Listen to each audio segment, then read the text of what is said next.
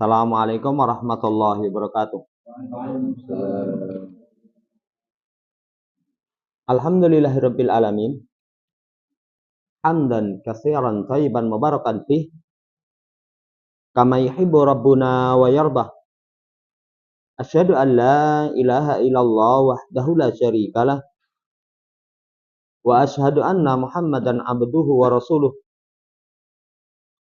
Allahumma shalli ala Muhammad wa ala ali Muhammad.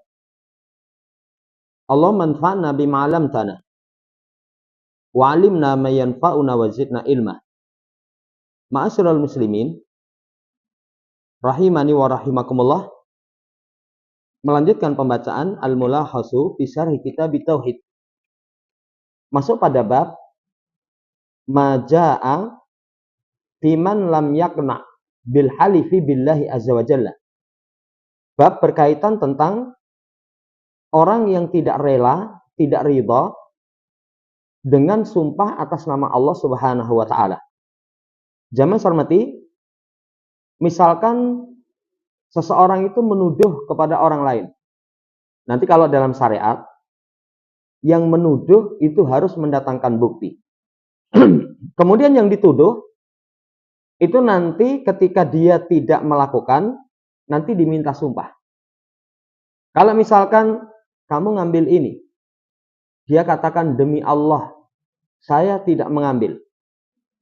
Orang yang disumpahi dengan nama Allah Subhanahu wa taala, dia tidak rela, belum puas, maka nanti Allah Subhanahu wa taala berlepas diri. Makanya kalau orang sudah bersumpah atas nama Allah, kecuali ada kemungkinan-kemungkinan. Kemungkinan itu misalkan kelihatan dari CCTV, orang yang mengambil itu mirip dengan orang yang dituduh. Atau barang itu kok ternyata ada dalam diri orang yang tertuduh. Baru kita, kok saya kurang yakin ya. Kok saya kurang yakin. Tapi kalau sudah misalkan nggak ada kemungkinan-kemungkinan, dia sudah bersumpah, ya sudah. Kita percayai apa yang dia sumpahkan dengannya. Dibawakan hadis Ibnu Umar. Semoga Allah meridai keduanya. Rasul sallallahu alaihi wasallam berkata, "La tahlifu bi abaikum. Man halafa billah falyasduq. Wa man hulifa lahu billah falyarda. Wa man lam yarda falaisa minallahi azza wa jalla." Kata Nabi sallallahu alaihi wasallam, jangan kalian bersumpah dengan bapak-bapak kalian. Karena dahulu orang itu sering bersumpah dengan demi bapak dan ibuku menjadi tebusanmu. Ya, itu sering seperti kalimat seperti itu. Kata Nabi, jangan kalian bersumpah dengan bapak-bapak kalian. Kemudian siapa yang bersumpah dengan nama Allah, hendaknya dia jujur. Siapa yang disumpahi atasnya dengan nama Allah, hendaknya dia rela, dia ridho, dia nerima, dia puas. Siapa yang tidak rela, tidak ridha, falaisa minallah. Maka Allah Subhanahu wa taala berlepas diri dari dirinya. Jamaah hormati, hadis ini kalau globalnya larangan bersumpah dengan nama selain Allah. Yang kedua, siapa yang bersumpah dengan nama Allah, hendaknya dia jujur. Karena kalau orang bersumpah atas nama Allah dusta, kemungkaran yang dia lakukan itu 3. 1, dusta. 2, dikuatkan dengan sumpah. 3, sumpahnya dengan zat yang maha besar, zat yang maha jujur. Ini satu kemungkaran yang sangat luar biasa. Yang terakhir, siapa yang disumpahi atas nama Allah, hendaknya dia ridha. Dan ini sering. Jadi kalau sudah wallahi saya demi Allah nggak melakukan, ya wis, saya serahkan urusannya kepada Allah. Kecuali sekali lagi ada qarain, ada qarinah, ada kemungkinan-kemungkinan. Baru ya nanti dulu. Ya, karena kok ada ya isyarat-isyarat itu mengarah kepada kamu. Wallahu ta'ala alam, ini globalnya. Rincian faedah dari hadis al-wa'idus syadid fi haqqi man lam yakna bil halifi billah.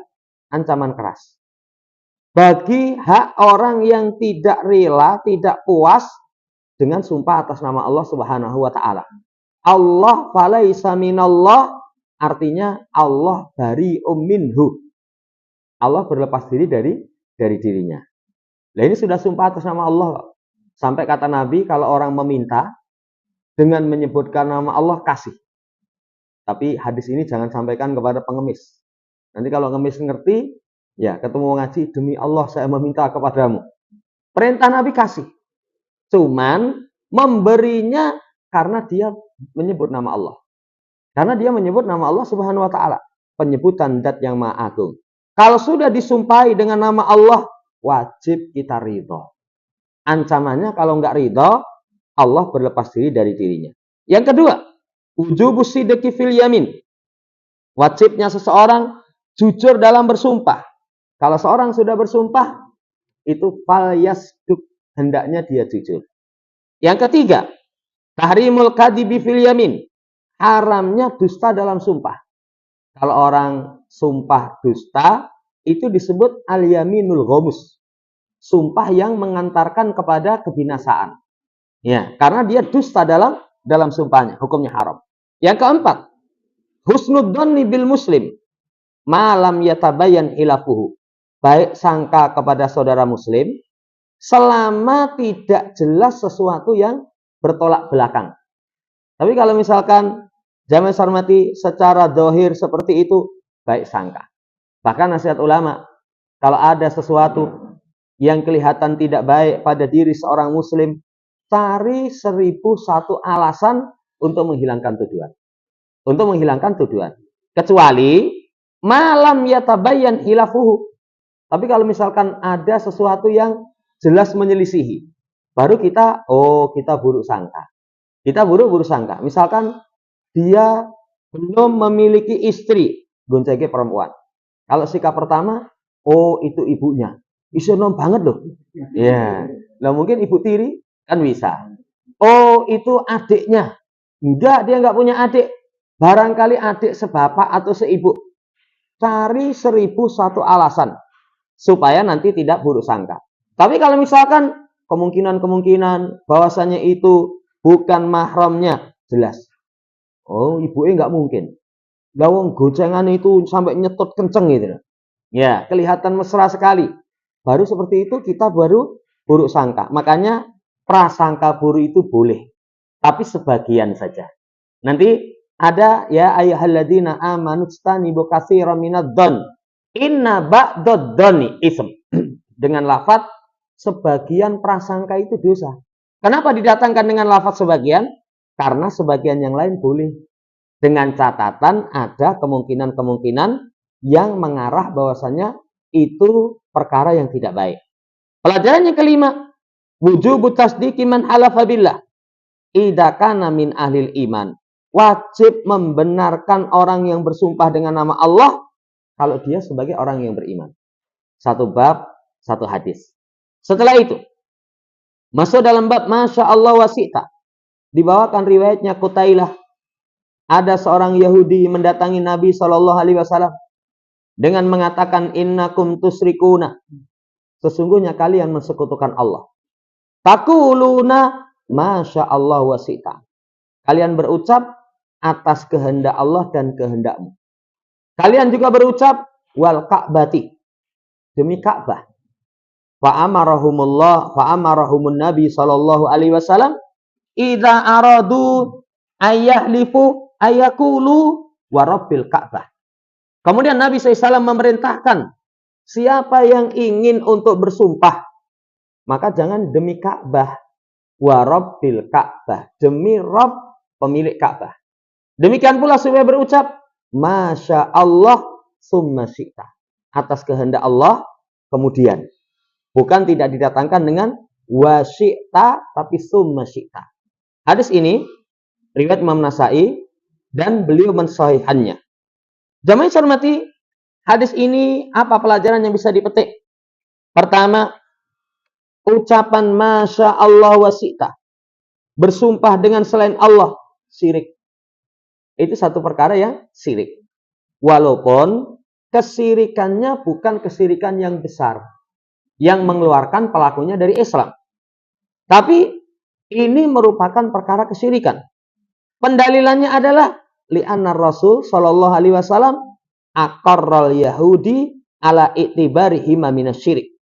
Mengakui ucapan orang Yahudi ketika Yahudi itu menganggap innakum tusyrikun. Kalian melakukan kesyirikan. Nabi mengiyakan.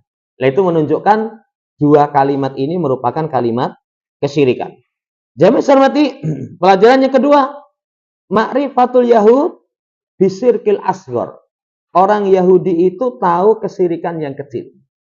Tapi sayangnya mereka tidak mengetahui syirik yang besar. Nah, itu tercela.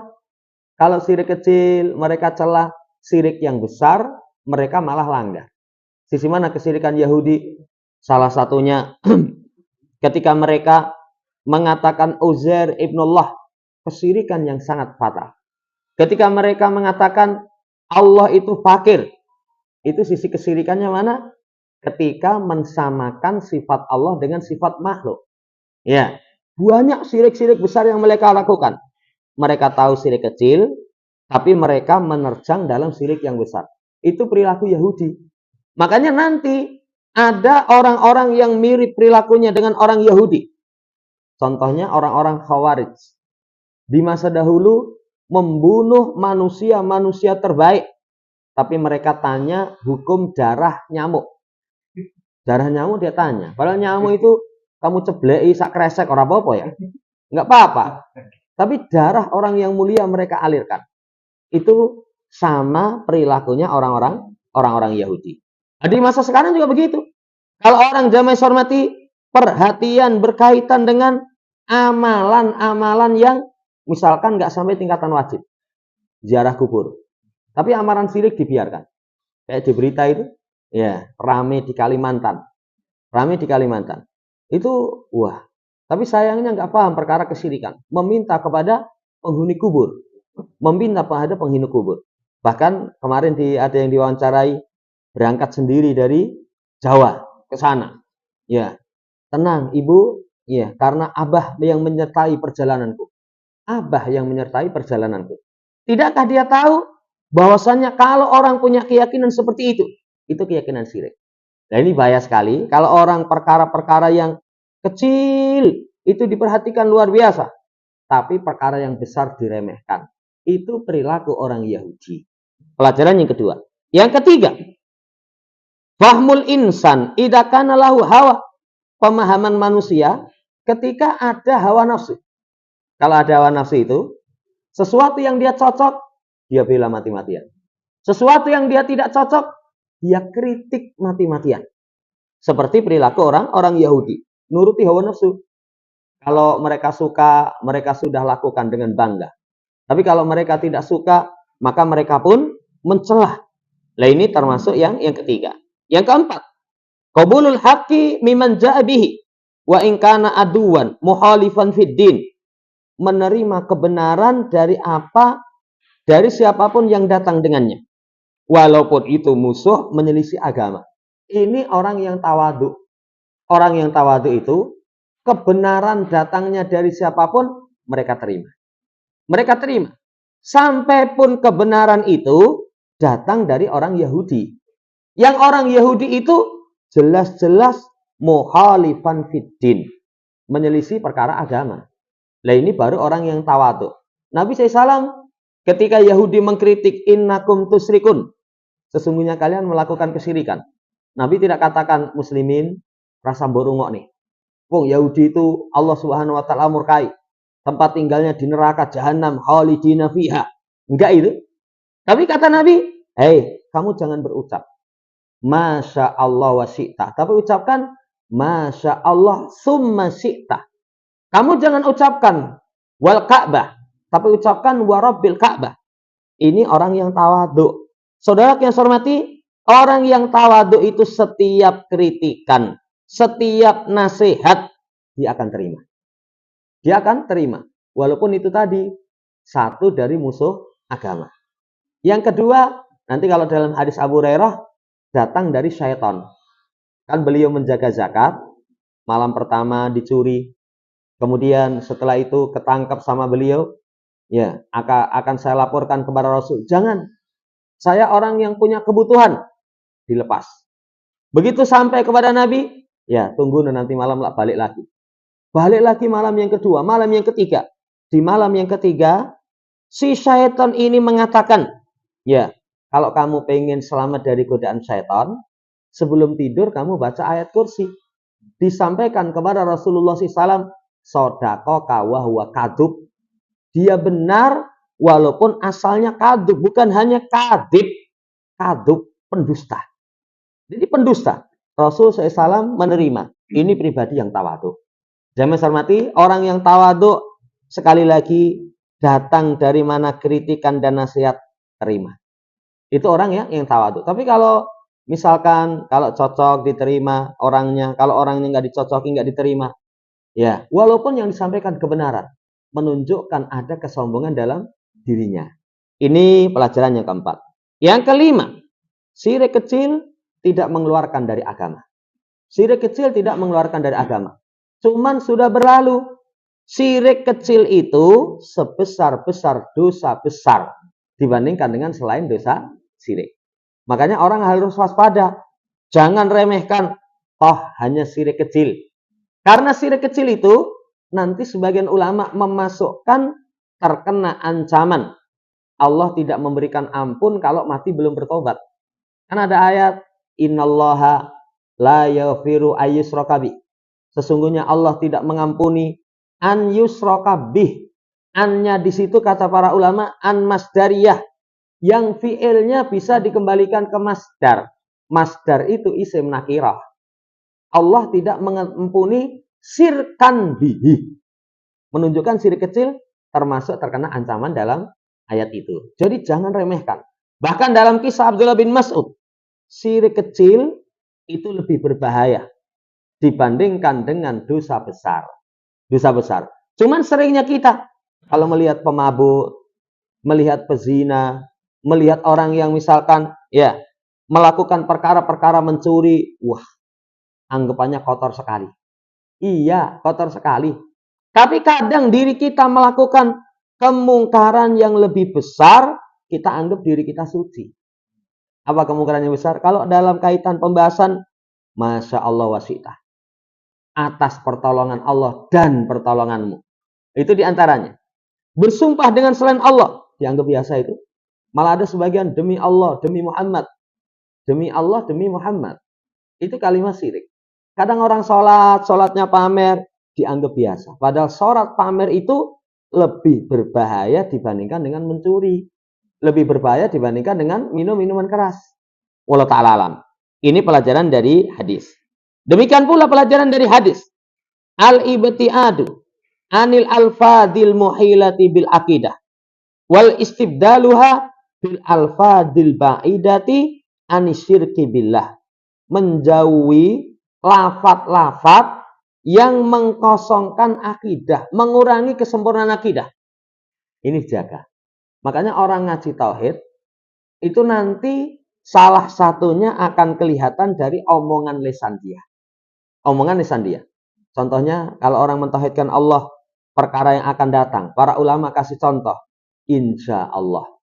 Sampai nanti insya Allah saya lakukan. Dengan saya lakukan insya Allah. Itu beda itu. Itu beda. Ternyata kalau berkaitan dari sisi tauhid, insya Allah dulu. Dalilnya adalah ketika Nabiullah Ismail hendak disembelih oleh bapaknya. Perintah Allah Subhanahu wa taala. Apa jawaban Ismail? Ya abatif al matu'mar satajiduni insyaallah minas sabirin. Sabarnya yang terakhir. Kenapa? Kesabaran kita kalau Allah kasih izin. Ini sampai kalimat seperti itu kelihatan. Orang kalau sudah ngaji tauhid, besok mangkat ya. Mangkat wes, insyaallah. Beda itu dengan insyaallah saya akan berangkat. Keberangkatan kita semata sesuai dengan kehendak Allah Subhanahu wa taala. Ini contoh. Iya, walaupun banyak sekali. Saya pernah cerita yang terakhir itu tanggal berapa itu ngisi pengajian malam Pak Desa.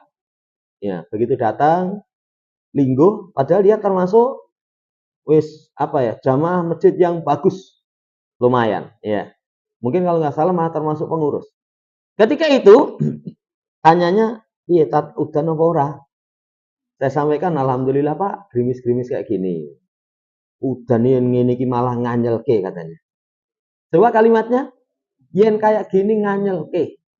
Udan nganyelke, itu menunjukkan dia tidak mengagungkan Allah Subhanahu wa taala dengan hak qadri. Ya, kalau udan itu Allah yang menurunkan kok. Ya sudah, terima apa adanya. Jangan nanti berkeluh kesah. Ini jauhi lafaz-lafaz yang bisa mengurangi tauhid atau bisa membatalkan tauhid. Diganti dengan lafaz-lafaz yang jauh dari syirik. Dan nanti kalau Nabi Shallallahu Alaihi Wasallam memberikan solusi, misalkan ucapan itu dengan kalimat yang dekat, tapi tidak ada padanya penyimpangan. Contohnya, Masya Allah wa syi'ta. Nabi ganti dengan Masya Allah summa syi'ta. Tipis. Tapi beda. Kalau wa syi'ta syirik. Tapi kalau summa itu tidak kesyirikan. Sumpah orang wal ka'bati. Demi Ka'bah. Nabi cuma arahkan jangan demi Ka'bah. Tapi warabbil Ka'bah. Demi Rabb pemilik Ka'bah. Nah ini menunjukkan kalau mengganti itu dengan sesuatu yang sesuatu itu lebih dekat. Sehingga nanti orang, oh ini nggak boleh, ini boleh. Ini nggak boleh, ini boleh. Yang pernah kita kasih contoh, kalau seseorang misalkan mau tukar uang. Karena uang itu nilai tukar yang para ulama sebutkan sebagai barang ribawi. Kalau barang ribawi yang ditukarkan, syaratnya kontan, nilainya sama. Ijol pecah. Berapa? 100. Lah, nggak ada. Adanya cuma 90. Nggak boleh ya, sing 90, sing 10 carry. Itu riba. Kenapa? Karena tukar barang ribawi tidak kontan. Apalagi satunya lebih. Ya, ini 1.000 ijolono sing 10-an anyar. Ya wis, itu 90. Nah, seperti itu jelas riba. Riba satunya lebih. Lah terus solusinya bagaimana? Kalau misalkan seseorang pengen tukar uang, belum ada. Ya wis sing 90 tak gawe dik, sing 100 nggo jaminan. Nanti kalau yang 90 sudah ada, tak kembalikan, jaminan tak minta. Itu namanya solusi. Solusi yang lain contohnya. Kalau tukar uang misalkan 100 dengan 10.000 dapat 9, tidak diperbolehkan. Lalu bagaimana solusinya? Ini Mas.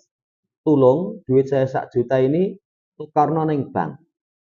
Tukarno neng bank, nanti parkir sama makan sama tak opahi. Tapi 1 juta kita dapat 1 juta utuh. Nanti kita kasih jasa kepada dia parkir, ya, kasih jajan sama uang upah sebagai dia. Itu diperbolehkan. Tapi jangan disiasati. Saya tak tukar 5 juta nanti nandek. Ya, kalau orang mau tukar kepada saya, nanti etok-etoknya nanti jasa penukaran uang. Nah itu sudah bukan jasa penukaran uang, itu namanya ijol duit, nilainya berkurang, nggak boleh. Ini kalau kasih solusi sekali lagi itu yang lebih dekat.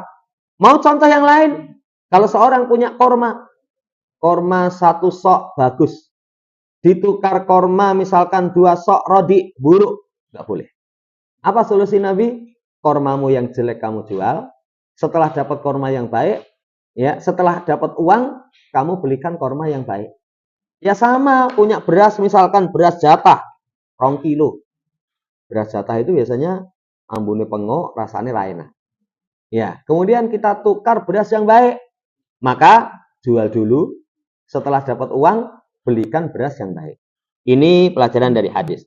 Yang ketujuh, anal alima idanaha an syai' fa innahu yubayyin adbadil alladhi yughni anhu idza amkana. Seorang alim kalau melarang dari sesuatu, terangkan gantinya. Terangkan gantinya. Yang itu mencukupi darinya ketika memungkinkan. Jadi kalau seorang alim, kalau ada orang datang membawa masalah, atau melarang sesuatu, kasih solusi. Kasih solusi. Saya itu ya kalau malam kecapean, hawane adem, pengen anget-angetan itu minum apa?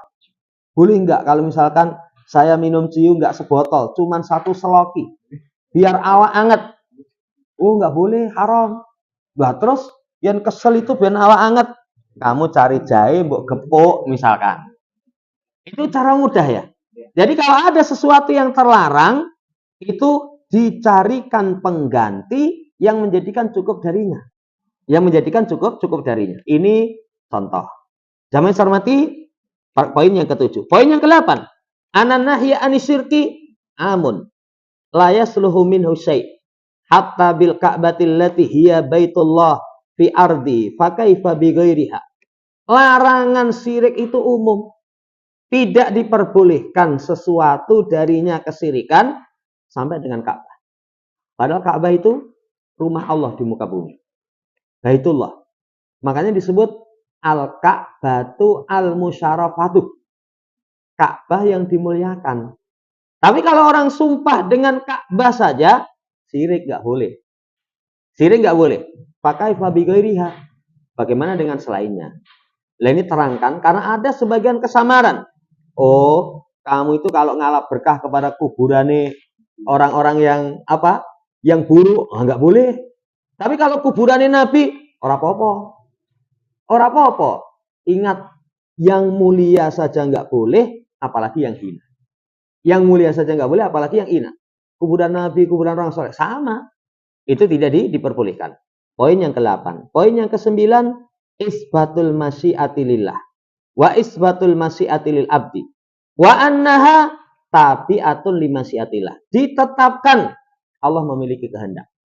Semua yang terjadi di muka bumi akan terjadi insya'a. Insya'allahu kana wa ma lam yasa' lam yakun. Kalau Allah berkehendak terjadi, kalau Allah tidak berkehendak tidak akan terjadi. Ini ditetapkan kehendak bagi Allah. Hamba memiliki kehendak. Makanya kalau hamba memiliki kehendak, nanti hamba itu diperintahkan untuk memilih yang terbaik. Karena kamu punya kehendak. Cuman wa ma tasya'una illa ayyasha Allahu rabbul alamin. Apa yang kalian inginkan tidak akan terlaksana kecuali apa yang Allah Subhanahu wa taala Rabb semesta alam kehendaki.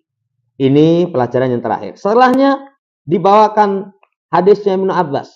Ada seseorang berkata kepada Nabi, Masya Allah wa syi'ta. Atas kehendak Allah dan kehendakmu. Maka Nabi menjawab, Aja'altani lillahi niddan. Apakah kamu hendak menjadikanku bagi Allah tandingan? Bal Masya Allah wahdah. Bahkan ucapkan Masya Allah semata. Ini hadis. Jamaah sarmati. Pelajarannya. Larangan ucapan Masya Allah wa syi'ta wa ma asbahahu. Apa yang serupa? Apa yang serupa itu? Atas pertolongan Allah dan pertolonganmu. Atas ya pertolongan Allah dan pertolonganmu. Ini semua serupa, tidak diperbolehkan. Tidak diperbolehkan. Termasuk kritikan para ulama itu di sebagian masjid. Itu di samping kanan dhuwur mihrab itu ada tulisan Allah, samping kiri ada tulisan Muhammad. Sejajar. Itu tidak diperbolehkan. Kenapa? Sama berarti.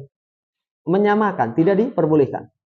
Lah terus yang ngono nanti Allah ning dhuwur terus Muhammad ning isor. Tengahnya malaikat Jibril gitu. Ya. Ya enggak gitu kok, enggak ada tuntunannya memang. Enggak ada tuntunannya. Bahkan ada yang model keramik. Saya kapan itu les keramik masjid mubeng gitu. Jadi Allah Muhammad, Allah Muhammad, Allah Muhammad. Ya. Itu saya pas ngaji ditanya saya sampaikan enggak boleh seperti ini. Terus piye ini sepatut ditempel itu? Iya, itu ditempel. Ini contoh. Jadi di situ ada menyandingkan Allah Subhanahu wa taala dengan makhluk. Tidak diperbolehkan. Wallahu taala alam. Kemudian jamaah hormati, siapa yang menyamakan hamba dengan Allah? Syirik walaupun syirik kecil. Karena menjadikan bagi Allah tandingan. Yang ketiga, inkarul mungkar. Ada kemungkaran, itu diingkari. Kemungkaran itu, semua yang perkara syariat anggap mungkar, itu kemungkaran. Bentuk mengingkari itu sesuai dengan kemampuan. Dengan tangan itu misalkan, wah tulisan kayak gini, syirik ini nggak boleh ini. Kok nendur lawang ada tulisan, ya jimat-jimat misalkan, syirik. Kita punya kemampuan, ambil obong. Kalau nggak kemampuan dengan tangan, dengan lisan mengingatkan. Kalau lisan tidak mampu, dengan hati. Hati membenci. Itu wajib mengingkari kemungkaran. Apalagi kemungkaran yang paling mungkar, syirik. Kan kemungkaran yang paling mungkar itu kesyirikan, masuk pandanya pembatal Islam. Yang kedua, amalan yang menyelisih petunjuk Nabi. Yang ketiga dosa besar. Yang keempat dosa kecil. Kemungkaran paling mungkar itu berkaitan dengan haknya Allah Subhanahu wa taala. Poin yang keempat, Rasul SAW telah menjaga penjagaan tauhid. Semua pintu yang mengantarkan syirik ditutup. Ini indahnya syariat kita. Kalau ada sesuatu yang haram, wasilah yang mengantarkan kepada yang haram itu ditutup. Beda dengan aturan manusia. Kalau aturan manusia, ya minum minuman keras, mendem, jangan bikin rusak. Ini kalau bikin pabrik, ya apa-apa. Yang penting pajaknya tertib. Wah, itu seperti itu rusak ya, rusak. Pemerkosaan, jangan itu. Hukumannya nanti keras. Katanya kalau pemerkosaan itu di penjara, wis ngeri. Katanya teman-teman yang di penjara itu nyiapin remason katanya. Wis tunggu katanya. Wis keras itu. Iya. Tapi semua wasilah yang mengantarkan kepada perzinaan, kepada pemerkosaan dibiarkan. Ya, jadi kalau perempuan pakai pakaian panjang, wah itu bukan budaya bangsa kita. Lah terus budaya bangsa kita itu kayak apa? Kayak kendedes. Ya, delokon kendedes. Jadi ini cuma ditutupi gini, gitu terus ngisor ditutupi pendek gitu loh. Seperti itu sing dikarepke. Ya. Zaman hormati, itu katanya budaya bangsa kita. Ini hati-hati. Jadi kalau aturan Allah, semua yang haram, wasilahnya tidak diperbolehkan. Tidak diperbolehkan. Kemudian dalam riwayat Ibnu Majah, dari hadisnya Tufail, saudara laki-laki Aisyah seibu. Beliau berkata, ra'aitu ka'anni, ataitu ala nafarin minal yahud. Aku melihat dalam mimpiku, seakan-akan aku melihat sekelompok dari Yahudi. Kemudian aku berkata, innakum la antumul qaum. Sesungguhnya kalian itu satu kaum yang baik. Kalau kalian tidak berucap Uzair ibnullah. Mereka menjawab, sesungguhnya kalian juga kaum yang baik. Kalau kalian tidak berucap, Masya Allah wa sa'a Muhammad. Kemudian aku melewati sekumpulan dari Nasara. Aku katakan, sesungguhnya kalian satu kaum yang baik. Kalau kalian tidak mengatakan, Al-Masihu ibnullah. Al-Masih anaknya Allah. Mereka mengatakan, sesungguhnya kalian juga kaum yang baik. Kalau kalian tidak berkata, Masya Allah wa sa'a Muhammad. Ketika memasuki waktu pagi, aku habarkan dengannya kepada orang yang aku habarkan. Kemudian aku mendatangi Nabi SAW, aku habarkan kepada beliau. Kata Nabi, hal akhbarta biha ahadan? Kamu sudah ceritakan sama seseorang? Aku jawab, kata Tufail, na'am wahai Rasul. Maka beliau memuji Allah, menyanjung atasnya. Kemudian beliau berkata, amma ba'du. Sesungguhnya Tufail melihat dalam mimpinya apa yang dihabarkan. Apa yang dihabarkan kepada kalian. Maka sesungguhnya kalian mengucapkan satu kata, kana yamna'uni kada wa kada. Anhakum anha adalah yang menghalangiku demikian-demikian untuk aku larang kalian dengannya. Nanti sebagian menjelaskan kenapa Nabi kok tidak langsung melarang, karena satu malu. Tapi sebagian yang lain lam yu'mar bi ingkariha, belum ada perintah untuk mengingkari. Belum ada perintah untuk mengingkari. Kemudian beliau berkata, jangan berucap Masya Allah wa sa'a Muhammad, tapi ucapkan Masya Allah wahdah, atas kehendak Allah Subhanahu wa taala semata. Hadis yang panjang, jamaah hormati, apa pelajaran dari hadis ini? Pertama, al-ihtina'u birru'ya. Al-ihtina' birru'ya. Perhatian dengan mimpi. Iya. Bahwasanya mimpi itu sababun litasri'i ba'dil ahkam waqta hayati Rasul sallallahu alaihi wasallam. Sebab pensyariatan sebagian hukum waktu hidupnya Nabi sallallahu alaihi wasallam. Ini mimpi. Penggalan dulu yang awal, perhatian dengan mimpi. Mimpi itu kalau dalam syariat kita, itu ada 3. Ada mimpi yang datang sebagai khayalan sebelum tidur. Ada yang mimpi datang dari syaitan. Ada yang mimpi datang dari sisi Allah Subhanahu wa ta'ala. Gimana cara membedakannya? Kalau mimpi khayalan sebelum tidur kita berangan sesuatu. Turu ngimpi. Berarti impian kita itu khayalan sebelum tidur. Tak durung turu itu ngimpi nyopir numpak Alphard gitu. Wah minggu balapan gitu. Bareng turu, tenan ngimpi tenan. bareng nabrak langsung lilir. Ya. Jamaah hormati, itu hayalan sebelum tidur. Hayalan sebelum tidur. Ya. Mimpi misalkan makan enak gitu. Kemudian setelah itu tidur, ngimpi dihidangkan makanan enak. Ya, urung dipangan wis digugah sama keluarga. Nesu-nesu urung tak pangan wis mbok gak tangene. Iya, itu hayalan sebelum tidur. Yang kedua, datang dari syaitan. Datang dari syaitan itu orang yang tidurnya lalai, tidak zikir. Yang mimpinya itu aneh-aneh. Kalau para ulama kasih contoh, ada orang mimpi kepalanya sendiri dipenggal, setelah itu dia tenteng jalan ke sana kemari. Kan nggak masuk, ya akal.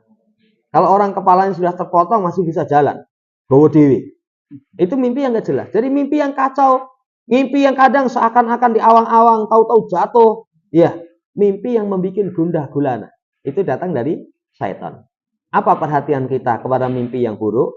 Satu, kalau orang mimpi yang buruk, itu menoleh ke arah kiri, berta'awud, meludah 3 kali.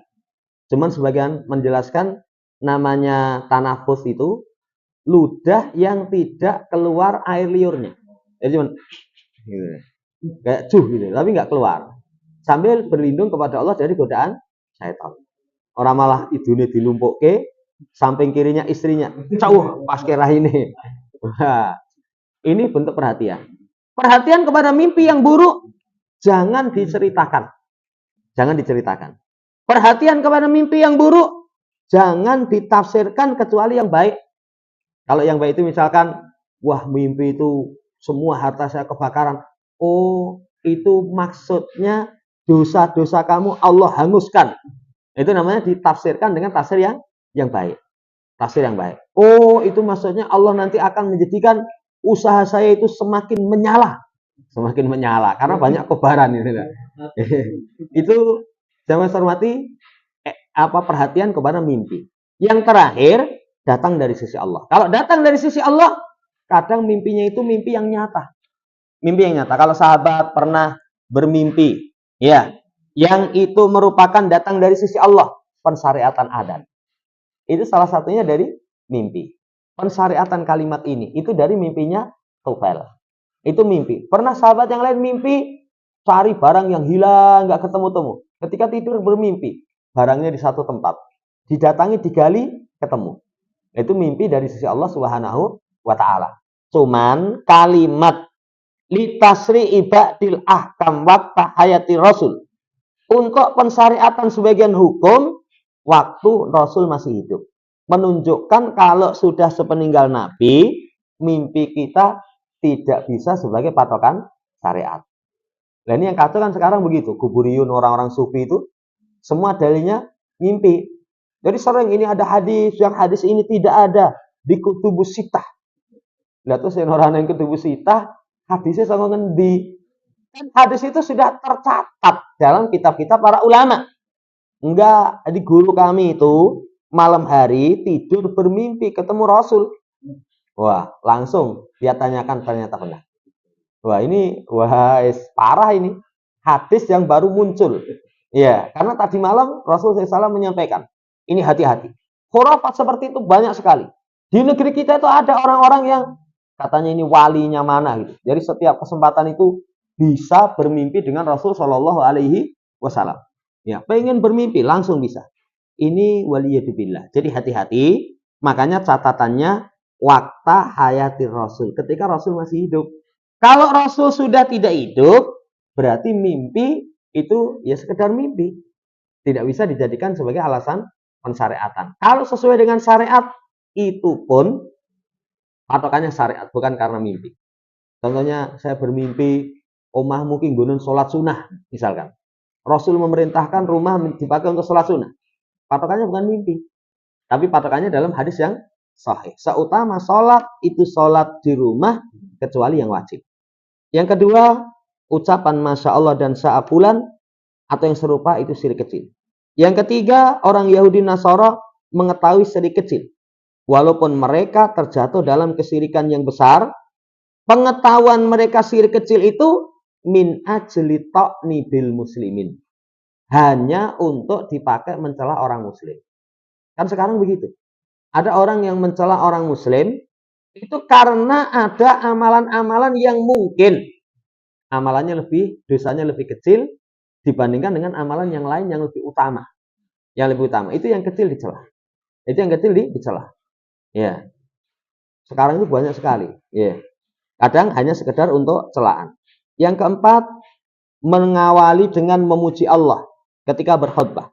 Makanya Nabi SAW memuji Allah, menyanjung Allah. Baru setelah itu amma ba'du. Menunjukkan semua perkara itu nggak lepas dari anugerah dari sisi Allah Subhanahu wa taala. Makanya puji Allah.